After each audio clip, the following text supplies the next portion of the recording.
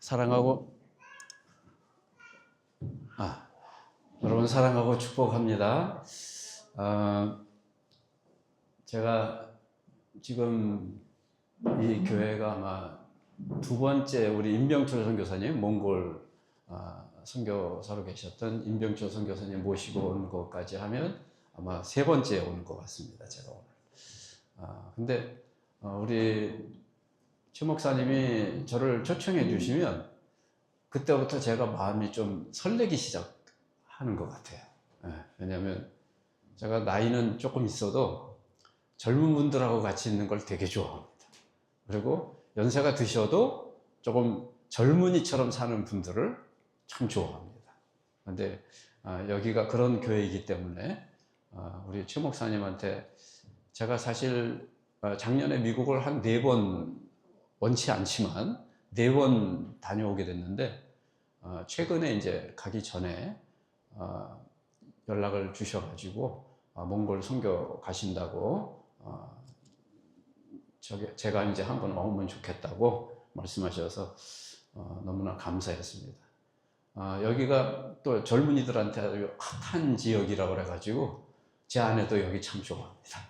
그래서 오늘도 조금 일찍 와갖고 굉장히 춥더라고요. 근데 뭐 때문에 줄을 그렇게 길게 섰는지 모르겠지만 저기 한 블락 이렇게 쭉 줄을 서갖고 기다리더라고요. 그래서 뭔지 아직도 잘 정확하게는 모르겠지만 참 저 젊은 친구들 뭐 때문에 왔는지 모르지만 참 열심이구나. 우리 크리스찬들이 그 열심은 좀 닮아야 되겠다 하는 그런 생각을 제가 가졌습니다.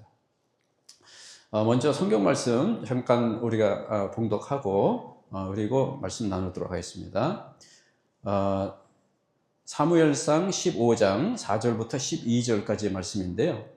사울이 백성을 소집하고 그들을 들라임에서 세어보니 보병이 20만 명이요 유다 사람이 1만 명이라. 사울이 아말렉 성에 이르러 골짜기에 복병시키니라. 사울이 겐 사람에게 이르되 아말렉 사람 중에서 떠나가라. 그들과 함께 너희를 멸하게 될까 하노라. 이스라엘 모든 자손이 애굽에서 올라올 때에 너희가 그들을 선대하였느니라. 이에 겐 사람이 아말렉 사람 중에서 떠나니라. 사울이 하윌라에서부터 애굽 땅 술에 이르기까지 아말렉 사람을 치고 아말렉 사람의 왕 아각을 사로잡고 칼날로 그의 모든 백성을 진멸하였으되 사울과 백성이 아각과 그의 양과 소의 가장 좋은 것 또는 기름진 것과 어린 양과 모든 좋은 것을 남기고 진멸하기를 즐겨 아니하고 가치 없고 하찮은 것은 진멸하니라. 여호와의 말씀이 사무엘에게 임하니라. 이르시되 내가 사울을 왕으로 세운 것을 후회하노니 그가 돌이켜서 나를 따르지 아니하며 내 명령을 행하지 아니하였음이니라 하신지라. 사무엘이 근심하여 온 밤을 여호와께 부르짖으니라. 사무엘이 사울을 만나려고 아침에 일찍 일어났더니 어떤 사람이 사무엘에게 말하여 이르되 사울이 갈멜에 이르러 자기를 위하여 기념비를 세우고 발길을 돌려 길갈로 내려갔다 하는지라. 아멘. 오늘 이 말씀은 우리가 잘 알고 있는 말씀인데요. 이 말씀 가운데 오늘 살펴보고자 하는 내용은요. 이 세상에 4가지 종류를 우리가 볼 수 있습니다. 저도 20대 때를 돌아보면 참 정신없이 살았던 것 같아요.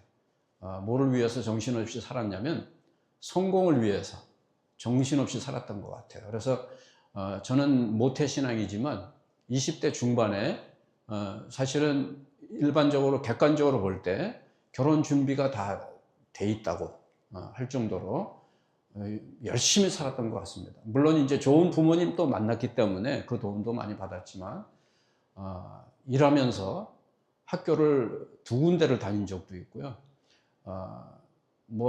그때 이제 제가 마음 먹기를 한 60세가 되면 그때는 이제 은퇴하고 조금 쉬면서 편안하게 살아야 되겠다 하는 마음을 가지면서 굉장히 열심히 살았던 것 같아요. 근데 지금 돌아보면 참 너무 어리석었던 것 같은 생각이 많이 듭니다. 그래서 오늘 이 이야기는 저를 돌아보면서 나누고자 하는 말씀이기도 합니다. 보통 네 가지 종류를 우리가 생각해 볼 수 있는데요. 그렇게 저도 열심히 살았던 이유 중에 하나가 뭐냐면 성공적인 삶을 누리고 싶었기 때문이었거든요. 근데 이렇게 보면요, 성공 같은 실패가 있고요, 또 성공 같은 성공이 있고요, 그 다음에 실패 같은 성공이 있고요, 그 다음에 실패 같은 실패가 있단 말이에요. 그래서 오늘은 성공 같은 실패, 또 반대로 실패 같은 성공, 이 부분에 대해서 우리가 오늘 본문 말씀에 나타난 이 사울의 모습을 가지고 이야기를 나누고자 합니다. 우리가 너무나 잘 알고 있는 것처럼요, 인생은 누구에게나 한 번밖에 없습니다. 두 번, 세 번 인생을 사는 사람이 없죠.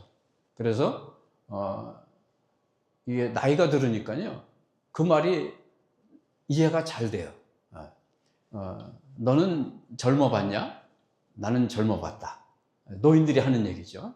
근데 젊은이들은 늙어보지 못했잖아요. 그러니까 늙은이들을, 어르신들을 잘 이해하지 못할 때가 참 많아요. 근데 인생을 사는 게요, 젊어 보기는 했지만 다시 젊은 삶으로 돌아갈 수는 없잖아요. 그렇죠? 그리고 젊음을 또 늙음을 연습할 수도 없는 거고요. 그렇기 때문에 어떻게 보면 인생은 굉장히 소중한 것이다. 그래서 그 한 번 사는 인생이기 때문에 우리 모두는 성공하기를 소원한다, 이렇게 생각할 수 있겠죠. 근데 성공한다는 게요, 만만치 않은 거잖아요. 그렇게 우리가 생각하는 것처럼 쉽게 이루어질 수 있는 게 아니잖아요. 제 딴에는, 자기 딴에는 열심히 살았는데, 그런데 막상 따지고 보면 자신 있게 성공했다고 말할 수 있는 인생이 그렇게 많지 않습니다.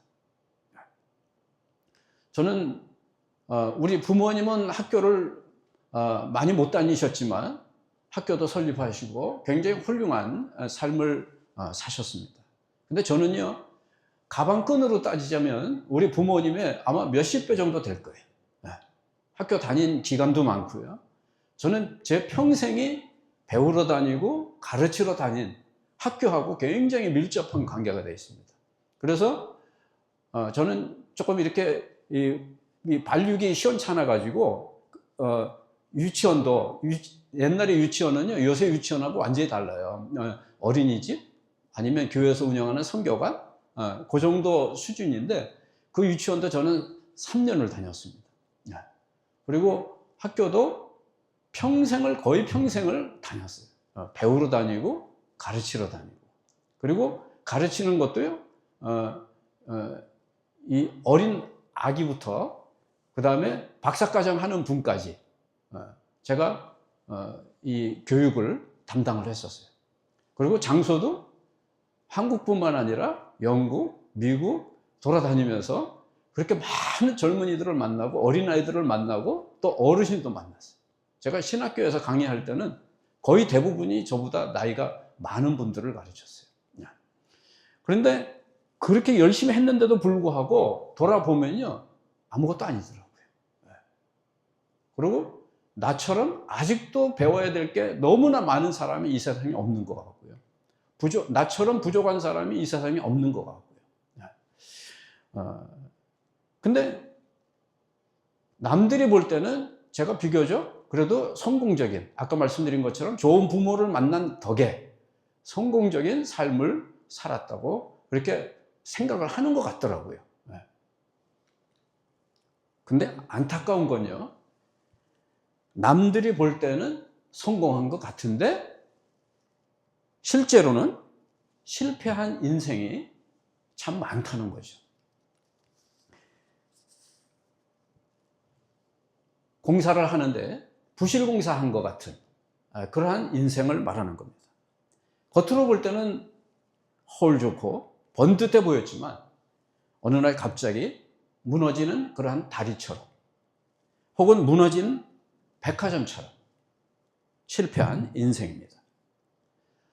이 지진을 당하는 분들 이야기를 들어보면요, 너무너무 무섭다고 그러잖아요. 네.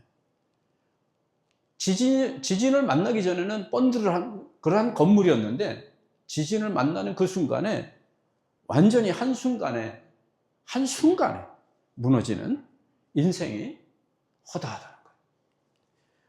오늘 본문에 등장하는 사울의 모습이 그렇습니다. 외모도 그렇고요, 이스라엘의 첫 번째 왕이니까 우리가 생각할 때 대단한 그러한 사람이라고, 인생에 그냥 성공한 게 아니라 크게 성공한 사람이라고 우리가 생각할 수 있겠죠. 본래 이 사무엘상 9장 21절에 보게 되면 본인이 이렇게 고백합니다. 그는 이스라엘 지파 중 가장 작은 베냐민 지파 중에서 미약한 가정에서 태어났다고 이렇게 말하고 있잖아요. 그런데 이스라엘의 첫 번째 왕이 된 거예요. 그러니까는 뭐 보통 성공한 게 아니잖아요. 왕이 된 다음에는 이스라엘을 괴롭히던 블레셋 족속을 막아냅니다. 그래서 백성들의 지지도 받습니다. 그리고 명성도 얻습니다. 이 정도면 성공한 거죠. 또 본문 말씀에 보게 되면 아말렉 족속과의 그 전쟁에서 그냥 승리가 아니라 큰 승리를 거둡니다. 자, 이 정도면 성공한 거죠. 정말 성공한 것 같습니다. 그런데 성경은 그의 인생에 대해서 성공했다고 표현하지 않습니다. 실패했다고 표현하고 있습니다. 그렇게 규정하죠. 정말 슬픈 일입니다. 처음부터 실패한 인생이라고 하면 그렇거니 할 텐데, 한참 잘 나가고 성공한 줄 알았는데 한순간에 와장창 무너져 버렸으니까 이것처럼 안타까운 일이 어디 있습니까? 저와 여러분의 인생은 어떻습니까? 지금 어렵고 힘들다는 것만으로 스스로 실패했다고 예단하거나 실망하지 마시기 바랍니다. 하나님 앞에서 남은 생애 가운데 얼마든지 성공할 수 있습니다. 제가 한국에 돌아온 지 지금 25년이 조금 넘은 것 같은데요. 한국에 돌아와서 우리 가족들 휠체어를 6분을 밀었어요. 어떤 분은 몇 달, 어떤 분은 몇 년씩. 그러다가 그분들 모두가 다 이제 하늘나라 가셨어요. 그 다음에 이제 우리 가족들 가운데 보면 제가 장남이니까 이제 조카들 손주 쭉 있지만 그 다음에는 제 순서인 줄 알았어요. 그런데 지난 8월 12일 날 제 아들이 갑자기 세상을 떠났습니다. 저는 설교할 때요, 그 말 자주 했어요. 우리가 올 때는 나이 순서대로 오지만 갈 때는 나이 순서대로 가는 줄 아냐. 갈 땐 순서가 없다. 그 말을 많이 했는데 막상 제가 겪으니까요, 이게 설교할 때 말로는 쉬운데요, 그걸 감당하려니까 이게 쉽지가 않더라고요. 자, 우리들의 삶은 어떠한 삶이 되어야 될까 하는 것을 저는 겉보기에는 실패한 것 같은데 성공한 삶을 살아야 될지, 아니면 겉보기에는 성공한 것 같은데 실패한 삶을 살아야 하는지, 제가 지난 한 해 동안 8월부터 지난 11월 말에 이제 안장식이 겨우 끝났어요. 그 기간 동안 참 많이 생각했습니다. 저 며느리가 그러더라고요. 제 아들이 요르단에 갔다가 거기서 갑자기 세상을 떠났는데 저한테 며느리가 새벽에 알려왔어요. 근데 내가 가만히 있으니까 며느리가 뭐라 그러냐면, 아버님 슬프지 않으신가 봐요 그러더라고요. 그리고 지금까지 한 번도 제가 울어본 적이 없어요. 한편으로는 안타깝기도 하지만 제가 우리 아이가 어렸을 때, 아기 때 보따리에 싸들고 그때 살기는 뉴욕에 살면서 목회는 뉴저지에서 했어요. 매일 하루에 2번씩 혹은 3번씩 뉴욕에서 뉴저지로 왔다 갔다 하면서 목회를 할 때였는데, 새벽기도 할 때 우리 아이를 이렇게 포대기에다 싸가지고 새벽기도, 새벽 예배 인도하러 다니던 때가 딱 그때 기억이 나고요. 그 다음에는 정말 하나님 앞에 감사했던 순간은 이 아이가 대학 다닐 때 한국에 오게 되면, 방학 때 한국에 오게 되면 저랑 같이 다니면서 병원 전도하고 노방 전도하고 그다음 안산에 가서 외국인들에게 전도하던 그때가 그렇게 기억나더라고요. 그리고 정말 또 한 가지 기억나는 거는 빙햄턴에 다녔거든요. 그때 그 학교에 기독 학생이 한 500명 된다고 하더라고요. 제가 들은 얘기로. 거기에서 이제 그 친구들하고 같이 어울리면서 기독 학생의 활동을 하다가 졸업할 때는 이제 회장하고선 졸업을 했는데, 제가 볼 때는 우리 아이의 인생 가운데 가장 클라이막스가 그때였던 것 같아요. 하나님께서 그 아들을 제일 사랑했던 순간인 것 같아요. 근데 그때 바이오 케미스트리 하고 그 다음에 이제 메디컬 스쿨 나와서 돈이 없으니까는 군의관으로 들어갔거든요. 그래서 군의관으로 가가지고 거기서도 뭐 딸리긴 하지만 그래도 나름대로 열심히 해가지고 군의관이 돼서 소령을 달고는 바로 제대하더라고. 그때가 아마 이제 의무적으로 근무해야 되는 그런 기간이었나 봐요. 그리고 예비군으로 있는데 우리나라 예비군하고는 다르더라고요. 이제 그 뭐 쿠웨이트랑 뭐 요르단이랑 파견 나가야 된다고 그래가지고 그때 메릴랜드 대학병원에 이제 근무할 때인데 그렇게 이제 나가게 돼가지고 나갔는데 며칠 안 돼가지고 한 3, 4개월 만에 이제 집에 돌아오는 건데 얼마 안 돼가지고 그 소식을 제가 들은 거거든요.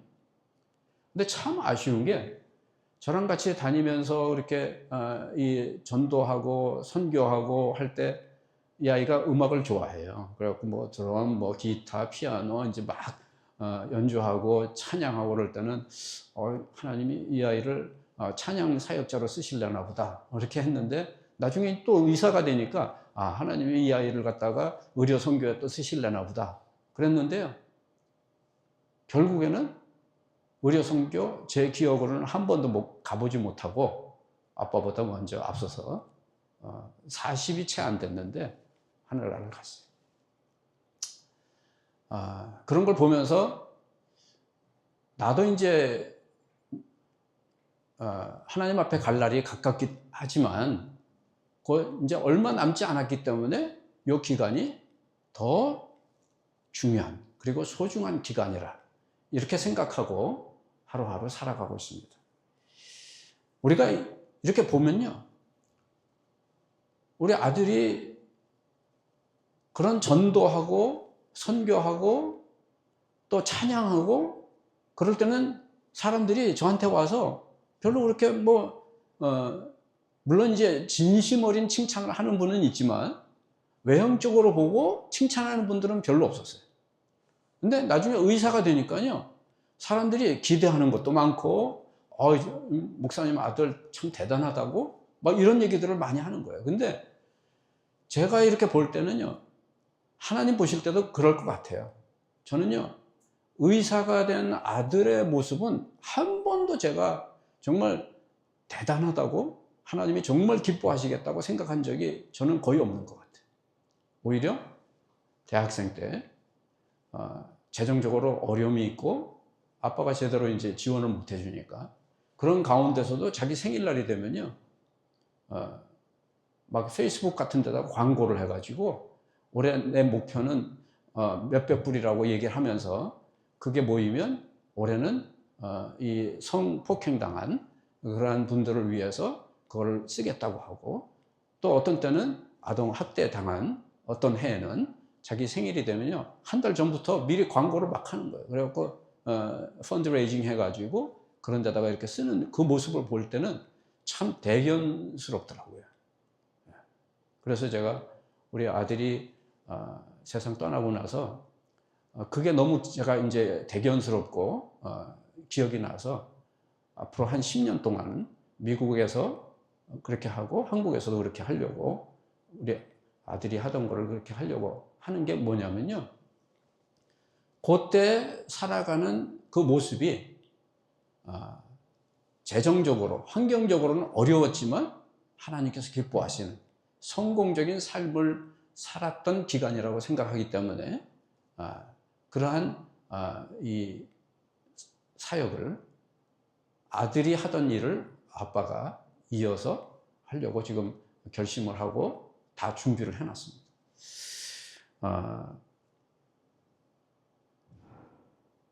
우리가 이 뭐가 중요하냐? 내가 삶을 살아갔을 때, 그 다음에 이제 결과적으로 하나님 앞에 서게 되면 가장 중요한 게 심판이잖아요. 평가잖아요. 그렇죠? 네. 그 평가 받을 거를 우리가 준비하면서 살고 있나요? 저는 아까 말씀드린 것처럼 학생들을 가르칠 때도 학생들이 제일 관심 있는 것 중에 하나가 뭐냐면요, 시험 성적이에요. 제 제자들도, 지금 교수를 하고 있는 제자들이 가끔 저한테 얘기하는데요, 이 교수는 시험 보고 나면요 자기 핸드폰 꺼버린대요. 옛날에는 그런 게 없었거든요. 그리고 저는 지금도 그런 걸 잘 못 겪는데, 시험 보고 나서 성적이 딱 나가면요 그렇게 전화가 온대요. 왜 내가 이 점수밖에 안 되냐고 따지는 전화가 그렇게 온대요. 그러면 이제 그때 정확하게 이제 평가를 한 교수들은 이제 분명하게 이제 잘 설명을 할 수 있겠지만, 그냥 뭐 적당히 그냥 대강 하면서, 요새는 대학교도 그렇잖아요. 뭐 다 A 줄 수 없잖아요. 퍼센테이지가 딱 있어갖고. 그러니까 이제 그렇게 하다 보면 잘못하면 이제 컴플레인 할 수가 있겠죠, 학생들이.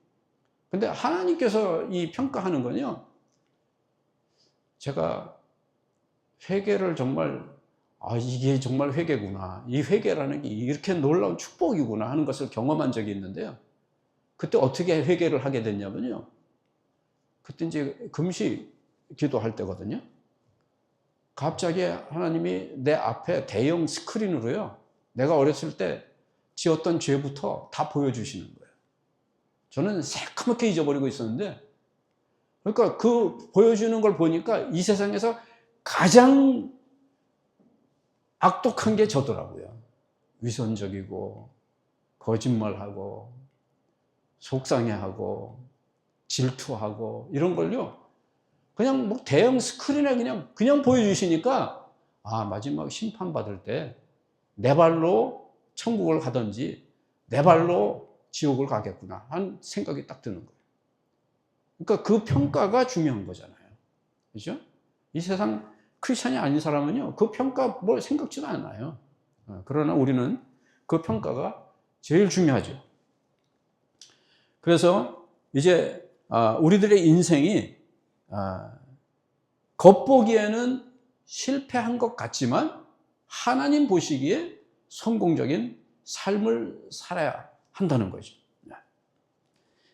하나님께서 내가 성공적인 삶을 살고 있다고 인정하고 계시는지, 이게 중요한 거죠. 내가 조금 돈 좀 벌었다고, 명예 좀 얻었다고, 조금 유명해졌다고, 조금 높은 자리에 앉았다고 성공한 것이라고 생각하면 오산이라는 거예요. 왜냐하면 최종 심판자는 옆에서 나를 평가하는 사람이 아니에요.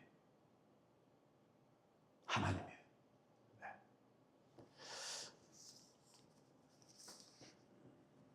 나 자신도, 세상 사람들도 나를 심판하는 사람이 될 수가 없어요. 여러분들은 하나님 앞에서, 또 하나님 보시기에 성공한 인생이 되시기를 축복합니다. 그러기 위해서 오늘 말씀에 우리가 귀를 기울여야 합니다. 자, 성공 같은 실패의 주인공, 오늘 본문에 보면 사울입니다. 먼저 본문의 스토리를 보게 되면요, 어느 날 하나님께서 사무엘 선지자를 통해서 사울 왕에게 명령을 내립니다. 아말렉 족속을 어떻게 하라? 진멸하라. 3절 말씀을 보면요, 지금 가서 아말렉을 쳐서 그들의 모든 소유를 남기지 말고 진멸하되 남녀와 소아와 젖 먹는 아이와 우양과 낙타와 나귀를 죽이라. 여러분, 이 말씀 다 기억하시죠? 몇 번 벌써 읽어보셨죠? 저는요, 처음 이 말씀 읽을 때, 야, 하나님이 너무 잔인하신 거 아닌가? 이 생각이 딱 들더라고요. 그런데 거기에는요, 그만한 이유가 있었어요. 2절에 보면 만군의 여호와께서 이같이 말씀하시기를 아말렉이 이스라엘에게 행한 일, 곧 애굽에서 나올 때 길에서 대적한 일로 내가 그들을 벌하노니. 아말렉 족속은요, 에서의 후예이고요, 아주 호전적입니다. 그 이름부터가 호전적인 사람들이라는 뜻을 가지고 있습니다. 그들은 이스라엘이 출애굽해서 가나안 땅으로 향할 때 진로를 방해했습니다. 그것도 아주 야비하게 뒤에서 공격을 했습니다. 물론 하나님의 은혜로 이스라엘 백성들이 승리했지만 아주 괘씸한 일이었던 거죠. 하나님은 그들의 사악함을 심판하기 위해서 이스라엘을 사용하신 겁니다. 이스라엘의 전쟁이 정당하다는 사실은 아말렉 족속 가운데 거주하는 켄 족속을 먼저 대피시키신 것만 봐도 우리가 알 수 있습니다. 어쨌든 이 사울은 그 명령을 받아가지고 21만 명의 군대를 소집합니다. 그리고 나가서 싸웁니다. 그 결과가 어땠습니까? 얼른 보기에는 큰 승리를 거뒀어요. 아각 왕을 생포합니다. 그리고 양과 소, 이러한 전리품들이 엄청나게 챙길 수 있게 되었습니다. 정말 대단한 전과입니다. 그런데 문제는요, 사람들의 평가가 아닙니다. 백성들의 평가가 아닙니다. 하나님의 평가입니다. 10절과 11절 말씀에 보게 되면 여호와의 말씀이 사무엘에게 임하니라. 이르시되 내가 사울을 왕으로 세운 것을 후회하노니 그가 돌이켜서 나를 따르지 아니하며 내 명령을 행하지 아니하였음이니라 신지라. 여기서 후회한다는 건요, 우리들이 후회한다는 그 후회하고 의미가 달라요. 만일 동일하다고 하면요, 하나님이 뭐 잘 몰라서 실수로 사울을 세웠다는 얘기가 되잖아요. 하나님은 전지하신, 전능하신 하나님이신데 그렇게 몰라서 후회하면 안 되잖아요. 그렇죠? 그러니까 우리가 얘기하는 후회하는 거하고 이게 의미가 다른 거예요. 후회하신다는 건요, 하나님이 한탄하셨다는 거예요. 슬퍼하셨다는 거예요. 영어 성경에도요, NIV에 보게 되면 I am grieved that 그렇게 나와 있어요. 23절에 보면요, 더욱 강력하게 말씀하십니다. 왕이 여호와의 말씀을 버렸으므로 여호와께서도 왕을 버려 왕이 되지 못하게 하셨나이다. 그 다음에 35절에 보게 되면요, 사무엘이 실망해서 다시는 사울을 생전에 보지 않았다고 말씀하고 있습니다.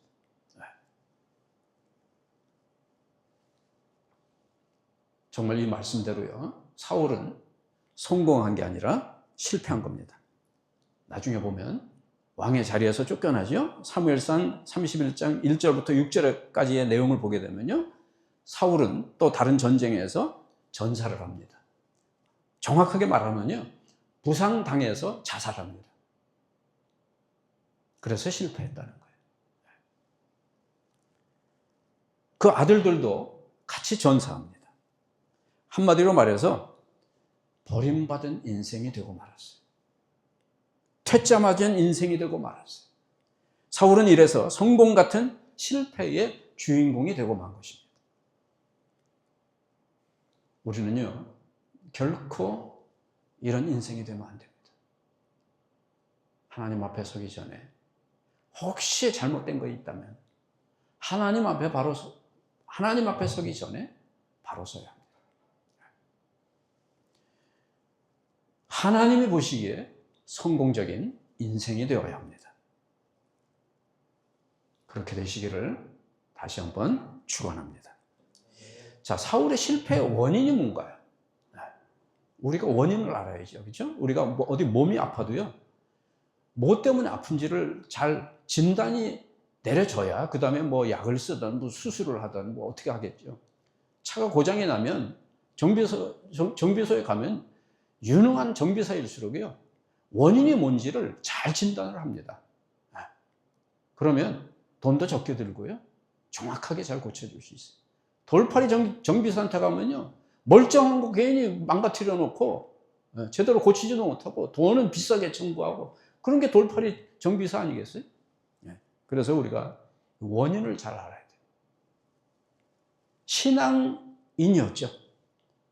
사울이 하나님을 믿는 사람이었죠. 근데 명목상의 신앙, 이게 실패의 원인이 된 겁니다. 신앙이 실패하고 나니까 인생이 실패한 거예요. 신앙에서 성공하면 인생에서도 성공하고 신앙에서 실패하면 인생에서도 실패합니다.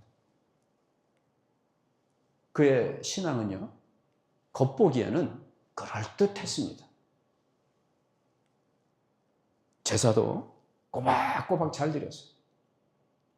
요즘으로 말하면 예배도 꼬박꼬박 시간 맞춰 잘 드렸다는 얘기예요.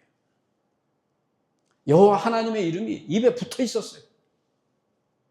그러나 실제로는 하나님을 사랑하지도 않았고 하나님을 경외하지도 않았던 거예요. 이런 사람을 가리켜서 명목상의 신자라고 부릅니다. 사울은 이처럼 겉모습은 있었지만 알맹이는 빠진 헛된 신앙인이었어요. 알맹이가 빠진 헛된 신앙, 구원이 빠진 신앙이에요. 요새 교회들 가운데 보면 특히 우리 사람들이 좋아하는 그러한 교회를 가게 되면요 되게 어떤 걸 얘기해요? 복에 대해서 많이 얘기해요. 하나님 복 주시는 분이지요. 근데 병 고침을 받는 복만 주시는 분이 아니잖아요. 사업 성공하게 하는 것만 복을 주시는 거 아니잖아요. 자녀들이 뭐 건강하게 잘 자라서 뭐 부귀 영광 권세를 누리게 하는 그런 복만 주시는 분이 아니잖아요. 어떤 한 가지 복만 주시는 하나님이 아니라 우리의 삶 전반에 거쳐서 복을 주시기 원하시는 하나님이란 말이에요. 근데 그 중에서 가장 중요한 게 또 뭐냐? 구원이잖아요. 근데 구원이 빠진 신앙, 이게 그냥 명목상의 신앙이에요. 저는요 아들을 떠나보내고 나서 이 생각이 제일 먼저 들었어요. 하나님이, 저도 아들은 하나거든요. 하나밖에 없는 아들을 아까 말씀드린 것처럼 허물 있고 죄가 많아서 죄인 중에 괴수라고 할 수 있을 만한 나를 갖다가 구원시키기 위해서 정말 그 귀한 아들을 십자가에 못 박으시고 창에 찔려서 심장이 터져서 온몸에 물과 피를 다 쏟게 하신 그 사랑이 보통 놀라운 사랑이 아니죠. 아무리 하나님께서 나로부터 아들을 거두어 가셨어도 그것만 생각하면 하나님 앞에 계속해서 감사할 수밖에 없는 게 저의 모습이라고 생각합니다. 자, 이 구원에 대해서요, 우리가 그냥 말로만 생각하는 게 아니라 주여 주여 한다고 해서 되는 게 아니라 아버지의 뜻대로 행하는 자라야만 구원을 받는다는 것이죠. 마태복음 7장 21절에 보면 나더러 주여 주여 하는 자마다 다 천국에 들어갈 것이 아니요 다만 하늘에 계신 내 아버지의 뜻대로 행하는 자라야 들어간다 그랬잖아요. 믿음으로 구원받는 게 사실이지만 그 믿음이 참된 것이라고 하면 거기에는 당연히 합당한 행위가 있어야 된다. 이것을 가리켜서 신행일치라고 합니다. 디도서 1장 16절에 보면 신앙과 행위가 불일치하는 자들을 이렇게 경고합니다. 그들이 하나님을 시인하나 행위로는 부인하니 가증한 자요 복종하지 아니하는 자요 모든 선한 일을 버리는 자니라. 요한계시록 3장 1절에 보면요, 소아시아 교회 중 4대 교회에 주님이 하신 말씀이 나오는데요, 내가 네 행위를 아노니 내가 살았다 하는 이름은 가졌으나 죽은 자로다. 만일 이렇게 되어서 구원받지 못하면요, 그런 신앙생활이 무슨 의미가 있겠느냐는 거예요. 그리고 이 세상 사는 동안 소유한 재산, 명예, 권세, 그리고 쾌락이 무슨 소용이 있겠느냐는 거예요. 부귀의 영광, 권세는요, 풀의 꽃과 같이 사라지고 맙니다. 베드로전서 1장 24절에 보면 그러므로 모든 육체는 풀과 같고 그 모든 영광은 풀의 꽃과 같으니 풀은 마르고 꽃은 떨어진다고 했어요. 예수님은 심지어 뭐라고 말씀하십니까? 마태복음 16장 26절에 보면 사람이 만일 온 천하를 얻고도 제 목숨을 잃으면 무엇이 유익하리요? 사람이 무엇을 주고 제 목숨과 바꾸겠느냐?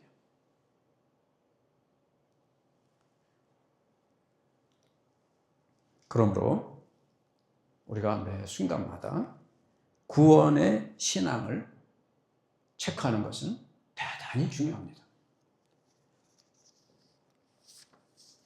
나 자신은 물론이고 내 자녀들 그리고 주변 사람들의 신앙을 점검해 봐야 합니다.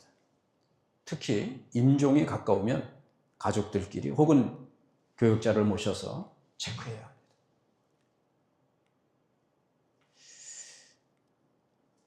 우리가 너무나 잘 알고 있는 미국의 34대 대통령인 아이젠하워가 임종할 때가 돼가지고 이제 가까운 지인들이 찾아갑니다. 그 중에 한 분이 빌리 그레이엄 목사님이었어요. 그래서 만나서 면회를 하고 이제 그를 위해서 기도해주고, 왜냐하면 그냥 굉장히 좋은 신앙인인 줄 알았던 거예요. 이 빌리 그레이엄 목사님도, 아이젠하워가. 네. 우선 나오려고 하는데 부르는 거예요. 뒤에서 빌리, 나 솔직히 하나님을 만날 자신이 없으니까 좀 도와주기 바랍니다. 이렇게 얘기한 거예요. 그 말을 듣고 빌리 그레이엄 목사님은 복음을 제시합니다. 그러면서 이렇게 얘기합니다. 지금까지의 당신의 업적은 아무 필요가 없어. 이 자리에서 회개하고 예수님을 구주로 영접하시오.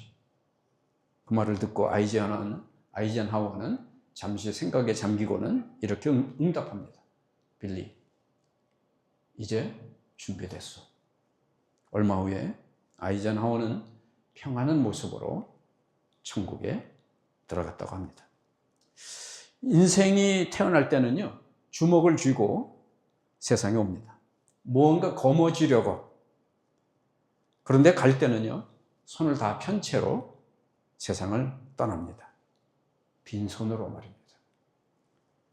헛된 인생이죠. 그런데 그리스도인들은 다릅니다. 우리도 빈손으로 떠나긴 하지만 의미가 다릅니다. 그렇습니다. 세상은 다 헛됩니다. 나는 아무것도 아닙니다. 주님, 내가 빈손 들고 가니 나를 받아주옵소서. 그런 뜻입니다. 세상에서 억만금을 벌고 출세를 하는 것보다 죄와 사망, 지옥, 형벌에서 구원받는 것이 이 세상에서 제일 큰 성공인 줄 믿으시기 바랍니다. 저와 여러분은 예수 믿고 꼭 모두가 다 구원받아서 성공의 인생을 이루시기를 바랍니다. 알맹이가 빠진 이 신앙은요, 뭘 얘기하냐면 감사가 빠진 신앙이에요. 저는 제 아들이 이 세상을 떠난 8월 12일부터 지금까지요, 그냥 범사에 감사합니다가 그냥 계속해서 그냥 자연스럽게 그 마음에서부터 그게 우러나요. 그러니까 제가 생각해도 이상해요. 하나밖에 없는 아들이, 멀쩡한 아들이, 이제는 성공했다 싶은 아들이 갑자기 타국에서 한순간에 그냥 세상을 떠나버렸다는 걸 생각하면요, 아빠 마음이 일반적으로는 어떻겠어요? 아마 미치지 않으면 안 될 것 같은. 그런데요, 저는 사실 선교사님들을 많이 알거든요. 우리 최 목사님하고도 가까워지게 된 때가 언제냐면요, 몽골에 선교사로 계실 때 그때 가까워지기 시작했어요. 특히 몽골 쪽이나 동남아시아 쪽으로 가시는 선교사님들은요, 미국에서 거의 대부분이 한국을 경유해서 가시거든요. 그러면 꼭 저를 만나요. 같이 교제도 하고 식사도 하고 대화도 나누고 기도도 하고. 그래서 우리 최 목사님도요, 사실은 몽골 그 전에 이제 CNM의 목사님이 있기 때문에 제가 이제 얘기는 들었죠. 그러나 제가 그때는 이미 한국에 와 있을 때니까 선교사로 가셨다는 얘기를 듣고, 아마 제가 잘 기억은 안 나는데 아마 GCF도 보내드리고 그랬던 것 같아요. 어쨌든 그렇게 해서 이제 교제를 시작했는데, 만나서 얘기하면 얘기할수록 저랑 너무나 잘 통하는 거예요, 이분이. 너무나 순수하시고 너무나 열정이 있으시고. 저는 이제 나이가 어느 정도 있으니까요, 자꾸 요령을 피우게 되고 자꾸 그렇게 되는데, 우리 목사님은요, 그냥 뭐 선교라고 그러면 그냥 막 눈빛이 달라지시는 거예요, 그냥.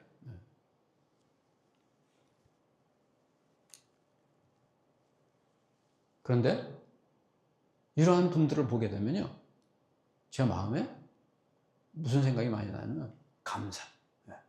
저도 사실 해외 선교사 되고 싶었는데 자격이 안 돼갖고 못 됐는데, 우리 최 목사님 같은 분들이 선교사로 나가시니까 꼭 그런 분들 만날 때마다 저는 빚진 자의 심정으로 그분들과 교제하거든요. 그러면서 감사한 마음을 가지게 되니까 선교사님들도 너무 좋아하시는 거예요. 그래서 제가 이런 어려운 일을 당하니까요, 저도 몰랐는데 마음에 하나님의 평안을 주시는 이유 중에 하나가 뭐라고 생각하게 됐냐면요, 한국에 있는 목사님, 선교사님들 뿐만 아니라 전 세계에 있는 선교사님들이 저를 위해서 기도해 주신다, 그런 확신이 있으니까요, 너무나 위로가 되는 거예요. 여러분, 이런 어려움 당할 때요, 섣불리 누구한테 가서 위로할 용기도 안 생기지만요, 위로할 말도 없어요, 사실. 저는 이런 어려움 겪는 게 몇 번 있었지만, 이번에가 사실은 제일 큰 어려움이거든요. 그러니까 우리 친구 목사님이나 동역자나 이런 분들이 저한테 연락도 못하는 분들도 있어요. 그렇지만 그분들이 저를 위해서 기도하고 있고, 전에 제가 잠깐 말씀드렸지만 한국에서 외국인 사역할 때 35개국 사람들에게 무료로 컴퓨터 교육을 했거든요. 35개국에 있는 외국인들이 또 저를 위해서 기도해 줄 거 아니에요. 또. 그러한 기도에 힘입어서 제가 지금 이렇게 잘 견디고 있다는 걸 생각하면요, 감사하지 않을 수가 없는 거예요. 그래서 이 알맹이가 빠진 헛된 신앙은요, 감사하지 않는 신앙이에요.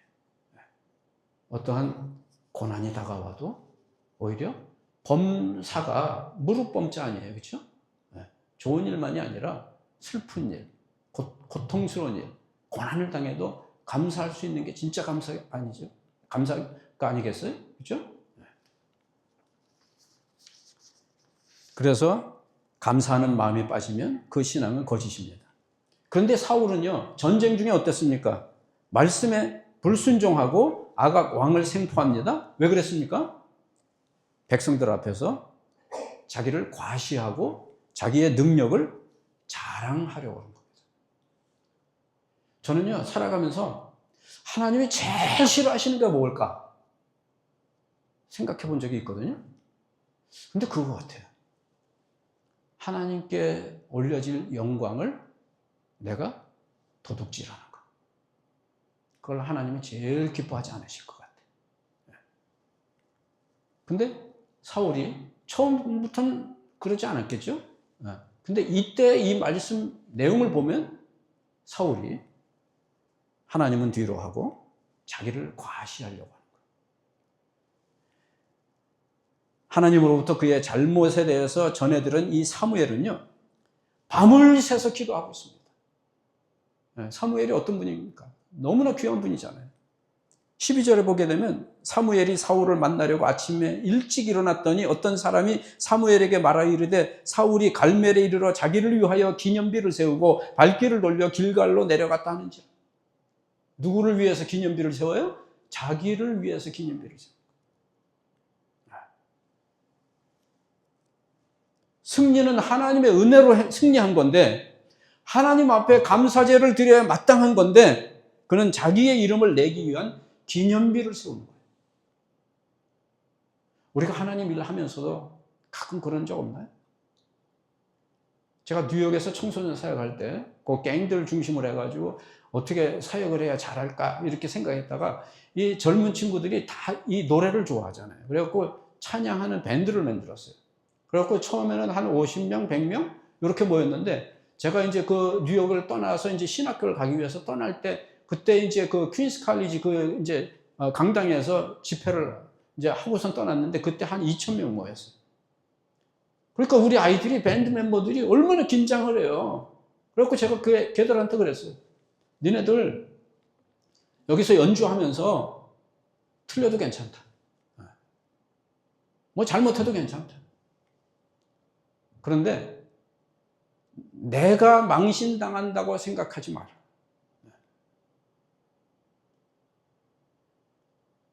내가 망신당하는 것 때문에 긴장하는 거 하나님 기뻐하지 않으신다. 하나님 앞에 온전한 찬양을 드리기 위해서, 올려드리기 위해서 최선을 다하는 것을 하나님이 기뻐하십니다. 그러니까 하나님 앞에만 영광 올려드릴 수 있도록 최선을 다해서 연주하고 찬양해라 그랬어요.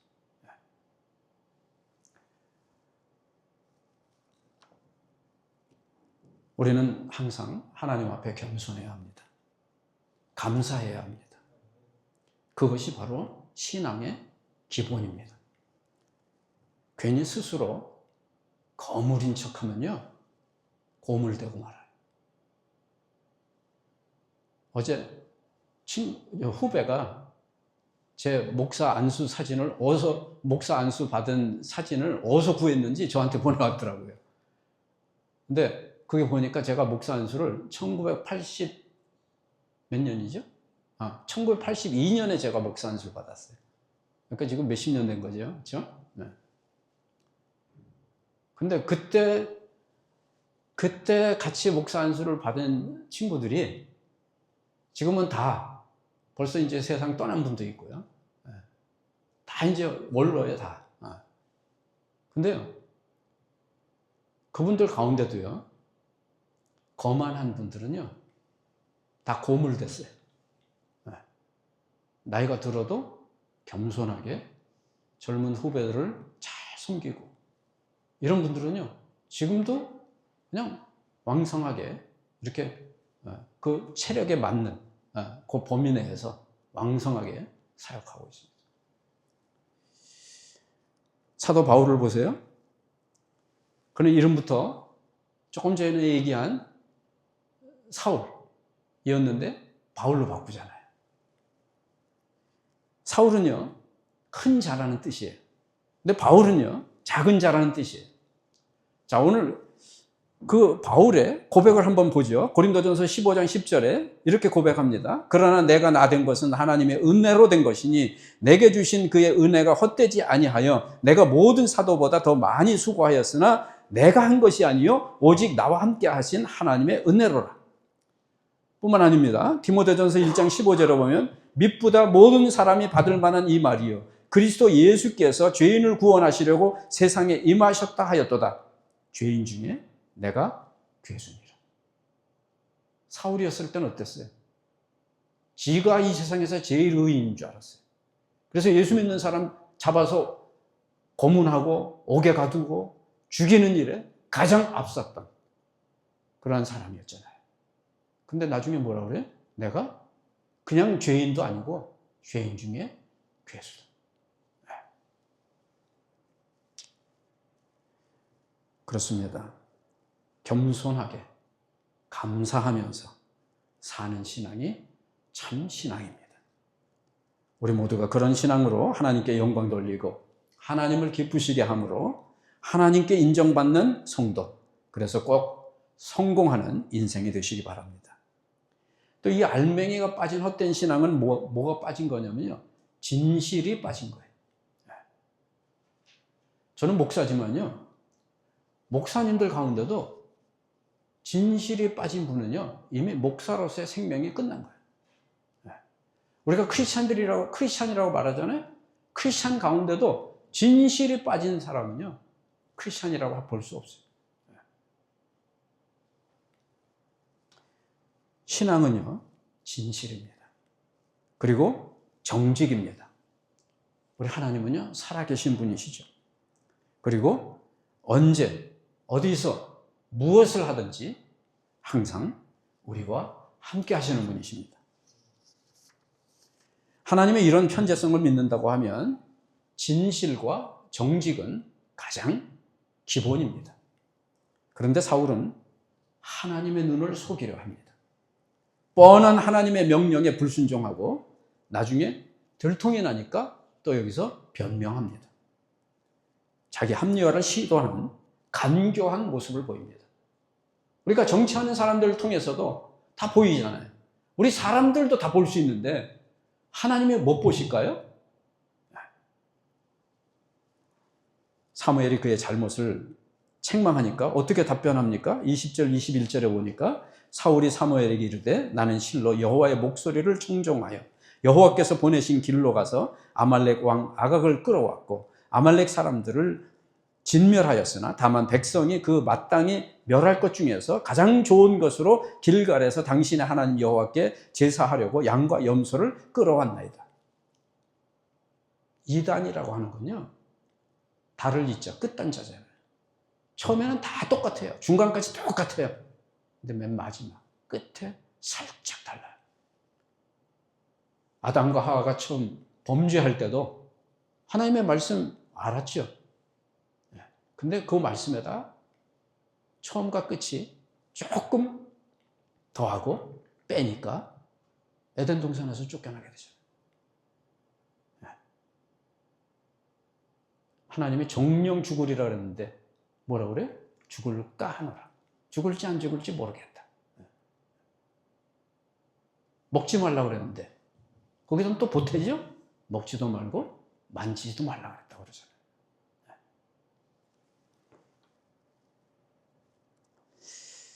한번 생각해 보세요. 우리가 하나님을 속일 수 있을까요? 하나님의 눈을 어떻게 속입니까? 세상 사람은 속여도 절대 속이지 못하는 존재는요, 나 자신, 그리고 하나님입니다. 그래서 신앙에서 정직과 진실은 대단히 중요합니다. 이런 덕목이 빠지게 되면요, 참 신앙인이라고 말할 수 없습니다. 우리가 물론 100% 완전할 수는 없죠. 하나님이 아니니까. 그러나 일관성은 있어야 돼요. 부족해도 하나님 앞에 회개하고 새로워지려고 애를 쓰려는 이런 모습이 있어야 돼요. 가룟 유다도 제자고요. 예수님의 아주 중대한 몫을 담당했던 제자 아니었습니까? 베드로도 예수님의 제자예요. 둘 다 배신했어요. 근데 결과는 완전히 다르죠. 왜냐하면 가룟 유다는 배신하고 후회하고 자살했지만 베드로는 배신하고 회개했어요. 그리고 나중에는 예수님처럼 십자가에 그냥 다는 것도 너무 죄송스러워서 자청해서 거꾸로 매달으라고 그랬다잖아요. 그래서 이 회개한다는 건요, 정말 깊이 회개한다는 건요, 이 세상에서 하나님께로부터 받는 축복 중에 가장 큰 축복 중에 하나라고 저는 생각해요. 왜냐하면 베드로는 회개했기 때문에 그렇게 우리가 지금 생각해도 대단한 제자 베드로. 캐톨릭에서는 뭐 초대 교황이라고까지 그렇게 얘기하잖아요. 사울이 왕이면 뭐합니까? 전쟁에서 이기면 뭐합니까? 그는 철저하게 실패한 인생입니다.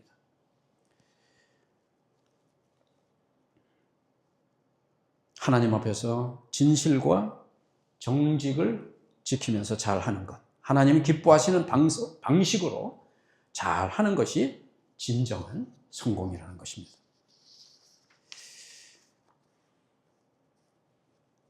다음 마지막으로 알맹이가 빠진 헛된 신앙은요, 헌신이 빠진 신앙이에요. 받기만 하고 줄 모르는 거. 거저 받았기 때문에 거저 줘야 되거든요. 받을 때는 덥석덥석 잘 받는데 줄 모르는 사람이 있어요. 저희 부모님도요, 굉장히 훌륭한 분이에요. 근데 열심히 일해가지고, 우리 아버지는 이제 북한에서 월남하신 분이거든요. 그러니까 그냥 혼자, 저한테 우리 아버지 쪽으로는 큰아버지 한 분밖에 없어요. 형님 한 분밖에 없는 거예요, 우리 아버지한테. 그러니까 뭐 열심히 일해갖고 이제 문중에서도 성공했다 하는 얘기를 들으니까 얼마나 열심히 했겠어요. 근데 이런 분들의 약점이 뭐냐면요, 너무나 열심히 일해갖고 돈을 벌었기 때문에 그 돈을 쓸 수가 없어요. 내가 벌 때 노력한 거 이상의 어떤 가치를 느끼지 못하면요, 쓸 수가 없는 거예요. 근데 그 쓰는 거를 누가 또 잘했냐? 우리 어머니가 잘했어요. 그래서 우리 아버지는 어머니를 잘 만나신 것 같아요. 학교를 설립했잖아요. 학교 설립하는 순간부터 그건 내 개인 재산이 아니거든요. 우리가 받았으면요, 줄 수 있어야 돼요. 어떤 업적을 세움으로 인해서 우리가 구원받는 게 아니에요. 구원 이후에는 하나님을 섬기고 하나님께서 기뻐하시는 일을 위해서 헌신해야 됩니다. 하나님께서 우리에게 복 주시는 이유도 왜 복 주시는 거예요? 섬김과 헌신하라고 주시는 거예요. 그거 못하는 분들 있잖아요. 우리 아버지도 아마 제 생각에는 나중에 뭐 장로님 되셨지만 우리 어머니 못 만났으면요, 평생 예수도 안 믿고 그 번 돈 그냥 얻다가 잘 보관했다가 자식들한테 유산으로 줬는지는 모르겠지만, 요새는요, 자식들한테 유산 또 잘못 주면 제가 5 형제거든요. 괜히 그 돈 때문에 머리 터지게 싸움박질만 날 수도 있어요.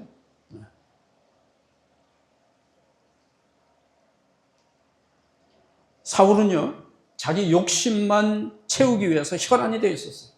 그래서 좋은 것들만 챙기는 거예요. 9절에 보니까 사무엘이 그런 사실을 지적하면서 책망합니다. 19절에 어찌하여 왕이 여호와의 목소리를 청종하지 아니하고 탈취하기에만 급하여 여호와께서 악하게 여기시는 일을 행했습니까? 여기서 더 안타까운 건 뭐냐면요, 이 말을 들었을 때 회개를 해야 되는데 변명을 한 거예요.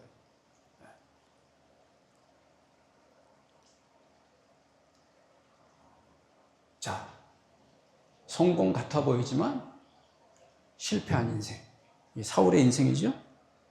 근데 실패한 것 같지만 성공한 인생은 어떤 거예요? 그리스도를 위한 고난. 이게 우리 하나님은요, 참신앙을 가지고 그분의 뜻대로 살아가는 사람을 기뻐하시고 축복하시죠. 마태복음 6장 33절에 보면 하나님의 나라와 의를 구하는 자에게 모든 것을 더하신다고 했어요. 그냥 막 주는 게 아니에요. 먼저 하나님의 나라와 하나님의 의를 구하라. 그리하면 이 모든 것을 너에게 더하시리라.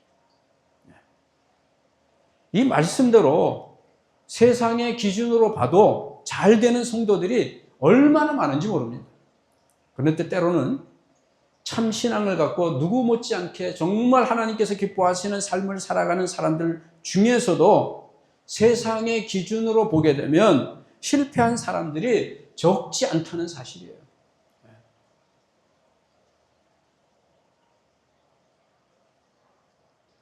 제가 이 예를 돕기 위해서 아들 얘기를 자꾸 하는데요, 아들이 40도 채 안 돼가지고 갑자기 아빠 곁을 떠났단 말이에요. 세상 사람들이 볼 때 이게 축복일까요? 저주일까요? 제가 부모님을 다 먼저 보내드렸는데 부모님이 돌아가시면 땅에 묻고 자식이 먼저 죽으면 부모 가슴에 묻는다고 그러잖아요. 보통 일 아니잖아요. 그렇죠? 네. 세상 사람들이 볼 때 정말 너무너무 안타까울 거예요. 네.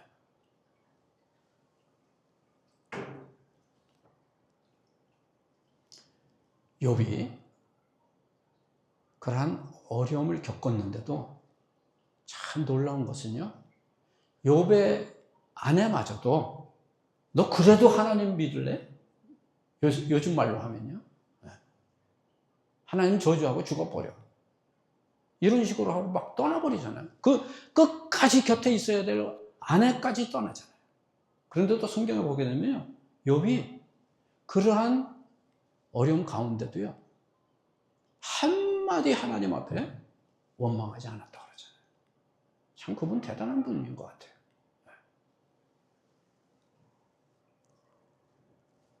예수 믿고 오히려 어려움 당하고 고생만 하다가 인생을 마치는 사람들이 있죠.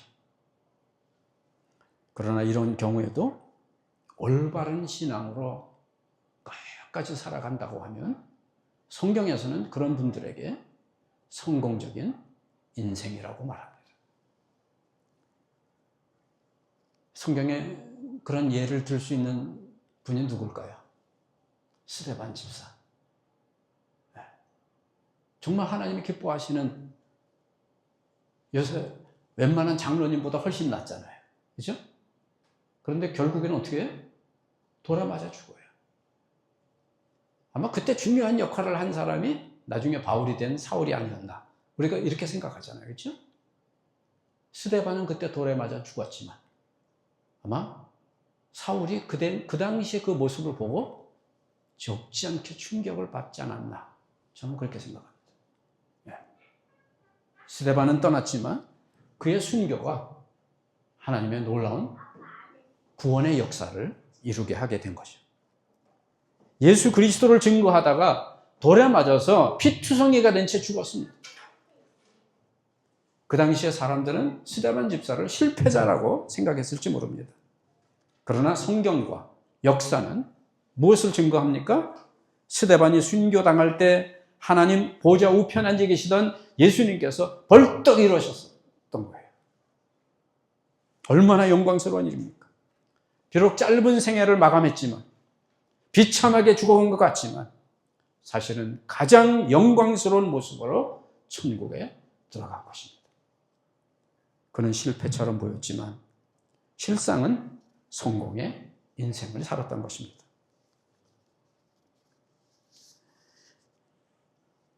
물론 우리는 하나님 앞에 성공한 인생인 동시에 세상의 기준으로도 성공 같은 성공의 인생이 되시기를 소원합니다. 저도 그렇습니다. 그러나 혹이라도 세상의 기준으로 실패했더라도 적어도 하나님 앞에서는 성공한, 실패 같은 성공의 인생이 되어야 합니다. 사랑하는 성도 여러분, 지금까지 저와 여러분은 어떤 인생을 살아오셨습니까? 잠시 멈추어서 중간 평가를 해보시기 바랍니다. 혹시라도 사울처럼 성공 같은 실패는 아닌가요? 세상 기준으로도 실패했고 하나님 앞에서도 실패한 실패 같은 실패의 인생입니까? 혹시 그렇더라도 이대로 인생을 마칠 수는 없습니다. 단 한 번의 나의 인생이기 때문에 결코 그럴 수 없습니다. 우리는 성공 같은 성공의 인생이거나 적어도 실패 같은 성공의 인생을 살다가 천국에 들어가야 합니다. 모쪼록 남은 생에 꼭 하나님 앞에서 하나님 보시기에 성공한 인생으로 살아가는 저와 여러분이 되시기를 예수 이름으로 축원합니다. 기도하겠습니다. 사랑해 주님 감사합니다. 이 세상에 성공 같은 실패의 주인공, 사울과 같이 살아가는 우리 되지 않게 해주시고, 실패 같아 보이지만 성공적인 삶을 살아간, 그리스도를 위해서 고난당한 스데반 집사와 같은 삶이 될 수 있도록 은혜 내려 주옵소서. 하나님 앞에서 하나님 보시기에 성공한 인생이 되는 우리 모두가 될 수 있도록 주님께서 하늘의 지혜와 능력을 허락하여 주옵소서. 오늘 이 교회가 하나님께서 기뻐하시는 교회 되어서 예루살렘과 온 유대와 사마리아와 땅 끝까지 이르러 복음을 전하는 교회 되게 하심을 감사합니다. 하나님께서 보시기에 성공한 인생들이 모여서 하나님께서 가장 기뻐하시는 천하보다 귀한 영혼들을 구원하는데 귀하게 쓰임받는 교회 되게 하여 주옵소서. 예수님 이름으로 감사하며 축복하고 기도합나이다. 아멘.